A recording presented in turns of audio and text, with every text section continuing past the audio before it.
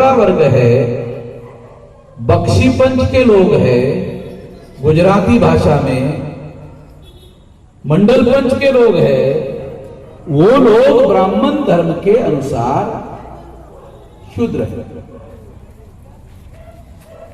क्या ब्राह्मण धर्म के अनुसार जो पछात वर्ग के लोग हैं, जो बख्शी मंडल पंच के लोग हैं, क्या उन लोगों को मालूम है कि ब्राह्मणों ने बख्शी मंडल पंच के लोगों को शूद्र बनाया?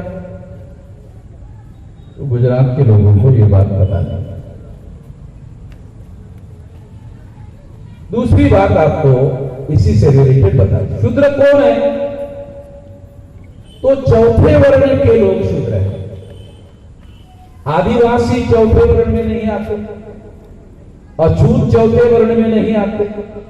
बाबा साहब आंबेडकर ने कहा ये आउटकास्ट है, इसका मतलब है ये वर्ण व्यवस्था के बाहर के लोग हैं।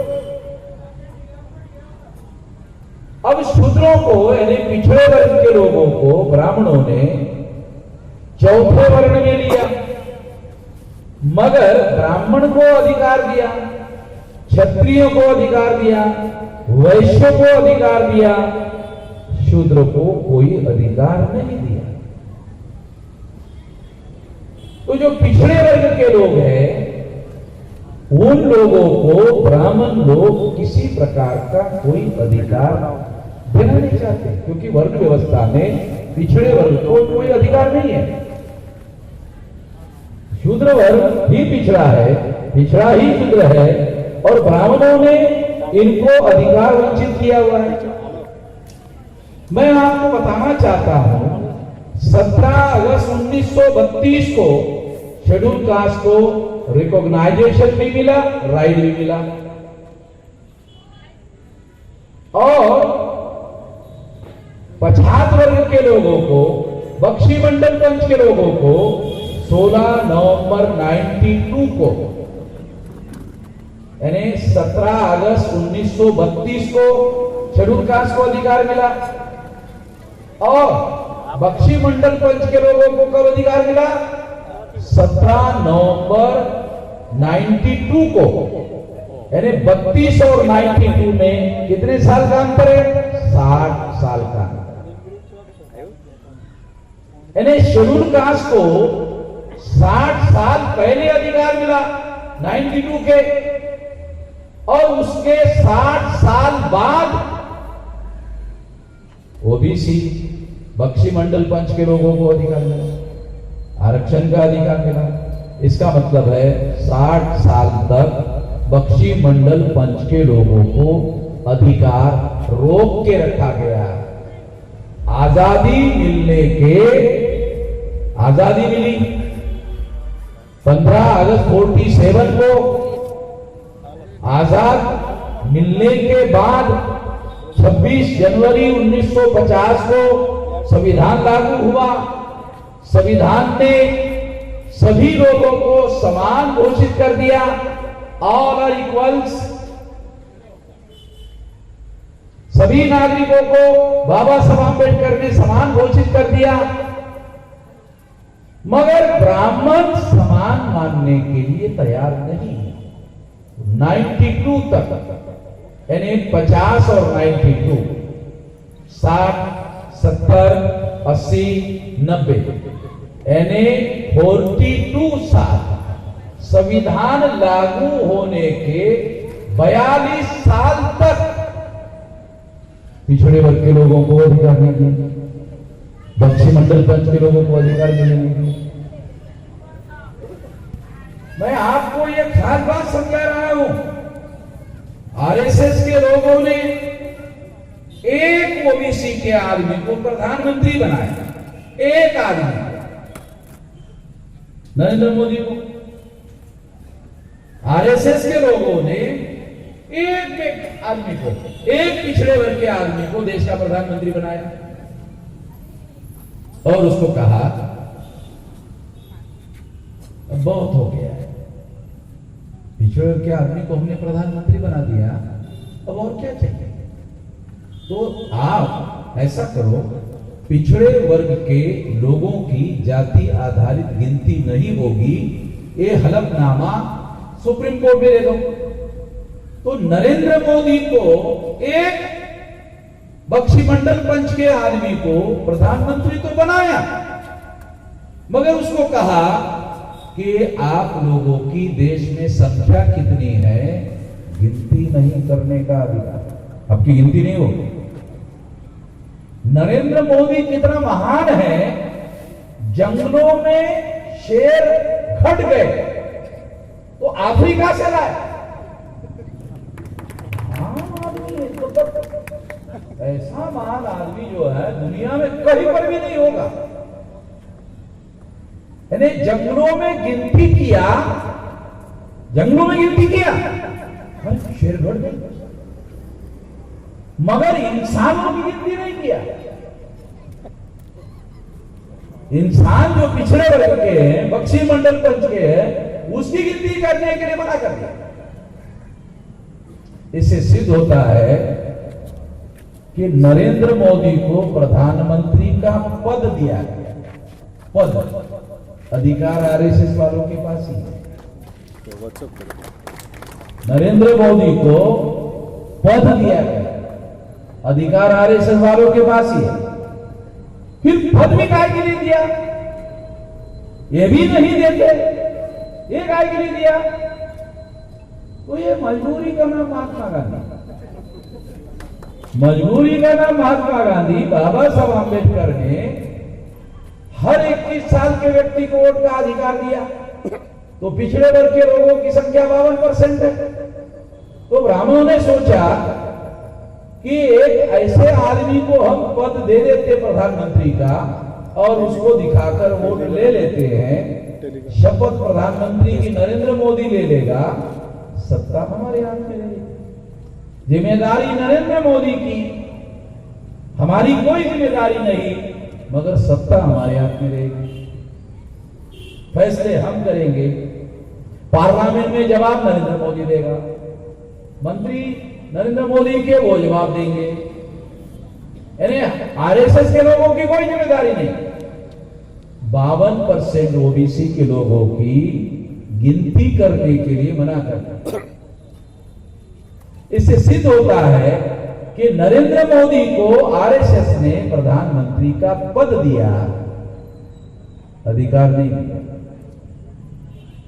मैं इसलिए आप लोगों को यह बता रहा हूं कि ये गुजरात के जो 50 बख्शीमंडल पंच के लोग हैं, इस भ्रम से मुक्त हो जाए कि एक 50 वर्ग के आदमी को प्रधानमंत्री बनाया, मगर पद दिया, अधिकार कहां दिया?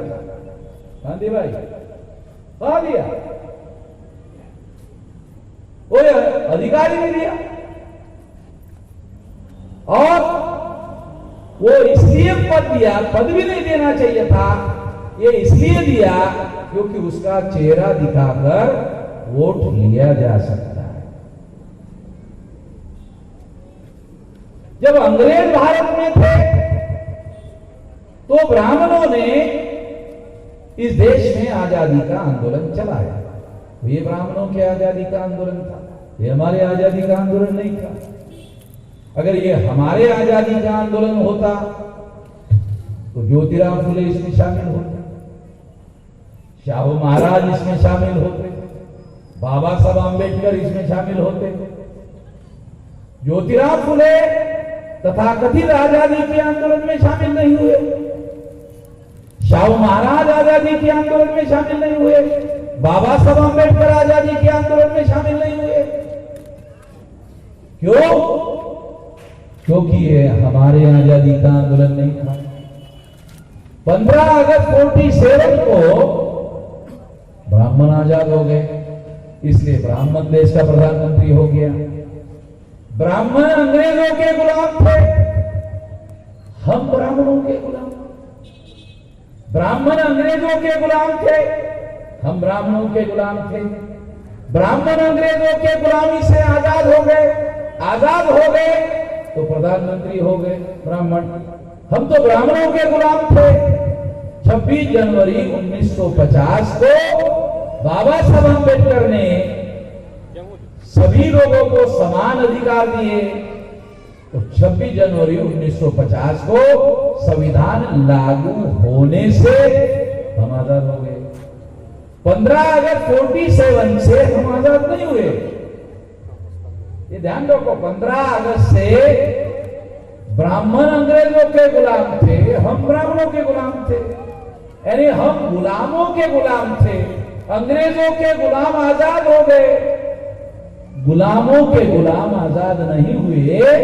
तो 26 जनवरी 1950 को बाबा साहब अम्बेडकर को संविधान में लिखकर आजादी घोषित करनी पड़ी। तो संविधान ने हमें आजाद किया। वो संविधान देश में लागू नहीं किया जा रहा है, वो संविधान देश में लागू नहीं होने दिया जा रहा है। इसको समझनी जरूरी है। और एक बड़ा मामला देश में खड़ा किया जा रहा है आज के तारीख में, 2014 से चल रहा है। क्या है? हिंदू मुसलमान, हिंदू मुसलमान, हिंदू मुसलमान, हिंदू मुसलमान, हिंदू मुसलमान। जब हिंदू मुसलमान होता है ना, तो महंगाई खत्म हो जाती है। अरे हर आदमी इसी से परेशान रहता है कि नहीं, अरे हिंदू मुसलमान का मामला, उसको पूछो महंगाई, महंगाई छोड़ो, ये हिंदू मुसलमान का मामला बड़ा है। महंगाई बर्दाश्त लोग कर रहे हैं, क्यों? मामला हिंदू मुसलमान। ब्राह्मण लोग कहते थे, 15 अगस्त के पहले कहते थे अंग्रेज हमारे दुश्मन है, अंग्रेज चले गए, आजादी मिली ब्राह्मणों को। अब क्या कहते हैं? मुसलमान। पहले कहते थे अंग्रेज दुश्मन है, अब कहते हैं मुसलमान दुश्मन। हमारे लोगों के बस्ती में आते हैं, कहते मुसलमान दुश्मन। तो मुसलमान शेड्यूल कास्ट का कैसे दुश्मन है? मुसलमान शेड्यूल ट्राइब का कैसे दुश्मन है? मुसलमान ओबीसी का कैसे दुश्मन है? कैसे है? क्या मुसलमानों ने वर्ण व्यवस्था बनाई? नहीं बनाई। मुसलमानों ने जाति व्यवस्था बनाई? नहीं बनाई। मुसलमानों ने अस्पृश्यता बनाई? नहीं बनाई। मुसलमानों ने आदिवासियों का सेग्रीगेशन किया? नहीं किया। मुसलमान की वजह से आदिवासी जंगलों में रह रहे? नहीं रह रहे। घुमंतू जाति के लोगों का बहिष्कार हुआ? क्या मुसलमानों ने किया? नहीं किया।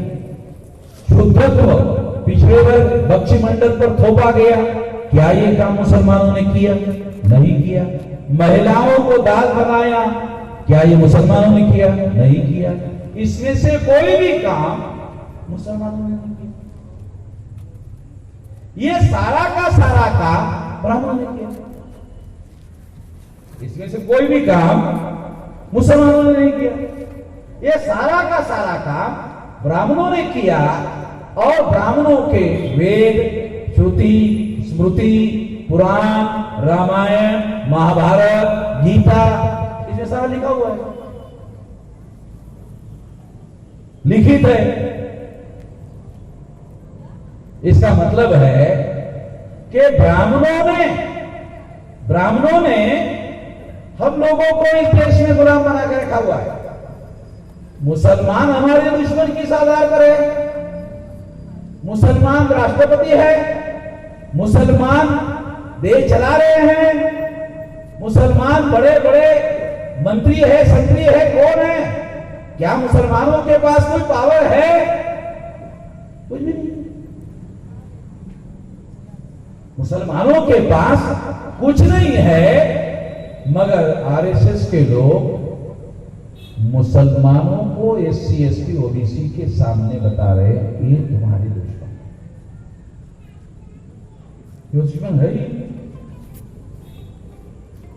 तो एससी, एसटी, ओबीसी के लोगों को यह ध्यान रखना है कि मुसलमानों ने जो ब्राह्मणवादी व्यवस्था है वो नहीं बनाई, वो ब्राह्मणों ने बनाई। उसके धर्मशास्त्रों में एविडेंस है, इसलिए मुसलमान हमारे दुश्मन हो नहीं सकते। अगर कोई दुश्मन हो सकता है डॉक्यूमेंट्री एविडेंस के आधार पर, तो ब्राह्मण है। ये ब्राह्मण ने किया हुआ। मेरी कोई निजी दुश्मनी नहीं है ब्राह्मणों के साथ। ये ब्राह्मणों के खेती को मेरी खेती लगी हुई है, मेरे ढोर डंगर ब्राह्मणों के खेती में जाके चरते हैं, ब्राह्मणों के ढोर डंगर मेरे खेती में आके चरते हैं, इसलिए वामन में श्राम का और ब्राह्मणों का झगड़ा है। कोई निजी झगड़ा नहीं है, ये कोई निजी मामला नहीं है, ये सिद्धांत का मामला है। ये सिद्धांत का मामला है। ब्राह्मण जो है वो कहते हैं सारे इंसान बराबर नहीं है, ब्राह्मण सबसे ऊपर है, बाकी सभी लोगों को ब्राह्मणों की पूजा करनी चाहिए। ये ब्राह्मण कहते हैं, लिखित कहते हैं, उनके धर्मशास्त्रों में लिखा हुआ है। भारत के संविधान ने इसे रद्द कर दिया, इसलिए आरएसएस के लोग संविधान को नहीं मानते। कितनी हैरान करने वाली बात है, अगर किसी मुसलमान ने संविधान को मानने से इनकार कर दिया तो आरएसएस के लोग सारे देश भर में हंगामा करते हैं। मगर आरएसएस ने आज तक 97 साल हो गए आरएसएस बनाकर, कागज में एक रेजोल्यूशन तक पास नहीं किया कि हम संविधान पर यकीन करते हैं, विश्वास करते हैं। कभी ऐसा कोई कागज में प्रस्ताव पारित नहीं किया। जो आरएसएस संविधान पर विश्वास नहीं करता, संविधान में अगर कोई आर्टिकल आपको पसंद नहीं है तो संविधान में बाबा साहब अम्बेडकर ने लिखा कि संविधान का आर्टिकल अगर आपको पसंद नहीं है तो आप उसको सुधार सकते हो। सुधारने का, अमेंडमेंट करने का अधिकार है, संविधान ही बदलने का अधिकार संविधान में नहीं है। वो आरएसएस के लोग संविधान बदलने की बात करते हैं। संविधान के अंदर कोई आर्टिकल आपको पसंद नहीं है उसको सुधार सकते हो, ये तो बाबा साहब ने खुद ही लिखा। संविधान में सुधार कर सकते हो। संविधान बदलने का अधिकार संविधान द्रोह है, और संविधान द्रोह राष्ट्रद्रोह है। आरएसएस के लोग राष्ट्रद्रोह कर रहे हैं, मगर डेली प्रचार करते हैं, वो डेली प्रचार करते हो राष्ट्रवादी है। केवल आरएसएस के लोग प्रोपेगेंडिस्ट है, यानी प्रचारवादी है, केवल प्रचार करते हैं और अखबार वाले उनकी हाँ में हाँ मिलाते रहते हैं, उनका प्रचार करते रहते हैं। सही नहीं है। आरएसएस के लोग राष्ट्रवादी नहीं है। जो लोग डीएनए के अनुसार विदेशी है, जो लोग डीएनए के अनुसार विदेशी है, वो लोग राष्ट्रवादी कैसे हो सकते हैं? अगर विदेशी लोग राष्ट्रवादी होते तो फिर अंग्रेज भी राष्ट्रवादी होते। तो अंग्रेजों को गांधी जी ने, नेहरू जी ने क्यों कहा चले जाओ? तो अंग्रेजों ने गांधी जी को पूछा क्यों चले जाओ? तो गांधी ने कहा आप विदेशी हो। तो चर्चिल ने गांधी जी को कहा गांधी जी आप भी तो विदेशी हो, आप भी तो विदेशी हो। चलो ऐसा करते हैं, मैं पोटली बांध लेता हूं, मैं आगे रहता हूं, तुम तुम्हारी पोटली बांध के मेरे साथ चलो। दोनों चलते विदेश, दोनों विदेशी, मैं भी जाता हूं तुम भी जाओ। गांधी जी ने कहा कि मुझे, मैं जो आजादी मांग रहा हूं मेरे लिए नहीं मांग रहा हूं, इनके लिए मांग रहा हूं। तो मेरे नाम पर, हमारे नाम पर आजादी दिया, हमें नहीं दिया। बनिया जो होता है वो लेता है, देता नहीं। गांधी बनिया था। गुजरात के लोगों को बुरा लगेगा, मगर बनिया का स्वभाव है, वो लेता है, देता नहीं है। गुजरात के लोगों का नहीं, सारे दुनिया में लोग जो है वो गांधी जी को महात्मा कहते हैं। गांधी जी कभी भी महात्मा नहीं थे। गांधी जी को महात्मा कहने का क्या मतलब है कि उन्होंने कमर के ऊपर कपड़ा डालना बंद कर दिया, बस इसी की वजह से गांधी जी महात्मा। अरे ये कुछ अलग महात्मा बनने का, ये आपने कमर के ऊपर कपड़ा डाला, नहीं डालना शुरू कर दिया, या धोती जो है वो पूरी पहनने के बजाय आधी पहनना शुरू कर दिया, बस ये कोई महात्मा बनने का मापदंड है? गांव में किसान लोग सारे देश भर के आधी धोती पहनते हैं, तो क्या सारे महात्मा हैं क्या? बहुत सारे हमारे लोग किसान खेती में कमर के ऊपर कपड़ा जो है बहुत बार वो नहीं होता है, तो क्या वो भी महात्मा है? नहीं। मैं आपको बताना चाहता हूं कि गांधी जी जब विदेश से भारत में आए तो उन्होंने गोखले नाम के ब्राह्मण को गुरु बनाया। तो गुरु को पूछा, गुरु जी क्या करूं? कहा 2 साल तक सक्रिय राजनीति पर पाबंदी। कहा कि फिर मैं क्या करूं?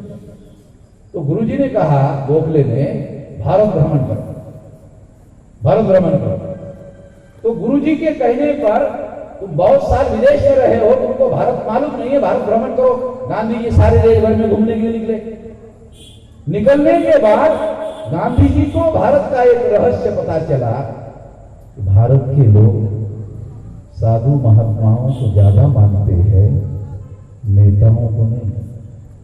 साधु महात्माओं को ज्यादा मानते हैं, नेताओं को नहीं।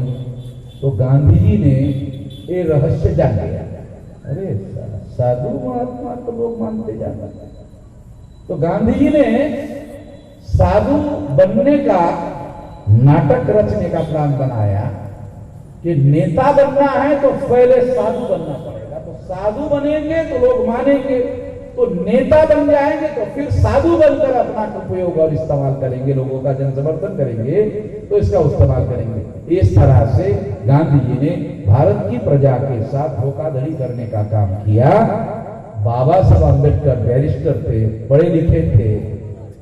बाबा साहब अम्बेडकर मैट्रिक बैरिस्टर नहीं थे, वो ग्रेजुएट बैरिस्टर थे। गांधी जी मैट्रिक बैरिस्टर थे। पहले के समय में मैट्रिक होकर बैरिस्टर हो सकते थे, मगर बाबा Saheb Ambedkar barrister, graduate barrister थे। उनको ये बात समझ में आती थी, वो उनके झांसे में नहीं फंसे। गांधी जी के वो झांसे में नहीं फंसे और उन्होंने अपना इंडिपेंडेंट आंदोलन भारत में जारी किया। अगर वो इंडिपेंडेंट आंदोलन जारी नहीं रखते तो संविधान नहीं बनता। संविधान नहीं बनता तो हमारे लोगों को अधिकार नहीं मिलता। जो संविधान में अधिकार मिला ना, वो हमारे लोगों को अधिकार नहीं मिलता। अरे अभी तो संविधान में लिखे हुए अधिकार है, फिर भी वो देने के लिए तैयार नहीं है। लिखित होने के बावजूद भी देने के तैयार नहीं। अगर कुछ भी नहीं लिखा होता तो कौन देता आप लोगों को? ये बात जानना, ये बात समझना बहुत ज्यादा जरूरी है। साथियों, अपना संगठन बनाना जरूरी है। हम लोगों ने दूसरों के ऊपर यकीन करने का काम कि दूसरे लोग हमारा उद्धार करेंगे। अरे हमारा उद्धार दूसरे लोग कैसे कर सकते हैं? बाबा साहब अम्बेडकर का सिद्धांत था, स्वतः का उद्धार करना होगा। हमारा उद्धार करने के लिए कोई भी नहीं आएगा। हमारा उद्धार करने के लिए कोई भी नहीं आएगा। कोई करने वाला नहीं है, कोई आने वाला भी नहीं है। हमारे लोग देखते हैं यार, कोई तो आएगा, ऊपर देखते कोई आएगा।